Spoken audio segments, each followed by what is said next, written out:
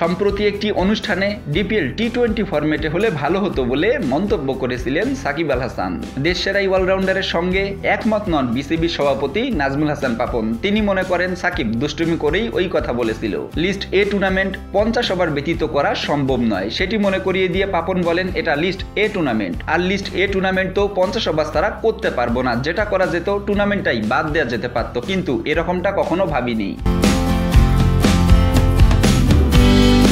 গণমাধ্যমের সঙ্গে আলাপকালে বিসিবির সভাপতি আরও বলেন, জিম্বাবুয়ের বিপক্ষে যে সিরিজ খেলছি এটাও টি-20, তার আগে বিপিএল এ খেলেছি, শ্রীলঙ্কার বিপক্ষে পুরা সিরিজ খেললাম, তারপরও প্রস্তুতি কেন লাগবে? আমার মনে হয় সাকিব এটা এমনিতেই বলেছে। কন্ডিশন উইকেট সম্পর্কে ধারণা পাওয়ার লক্ষ্যেই আমেরিকার বিপক্ষে বাংলাদেশ খেলবে বলে জানান পাপন। বিসিবির সভাপতি আরও বলেন, আমরা ইউএসএ তে খেলাতে চাচ্ছি, ওদের কন্ডিশন উইকেট সবকিছুর সঙ্গে মানিয়ে নেওয়ার জন্য। আমাকে যদি জিজ্ঞেস করেন তাহলে আগেই আমাদের এটা শেষ করা উচিত ছিল। বিশ্বকাপে 2 সপ্তাহ আগে প্রস্তুতির কিছু নেই, যা করার তা আগেই শুরু করার কথা ছিল।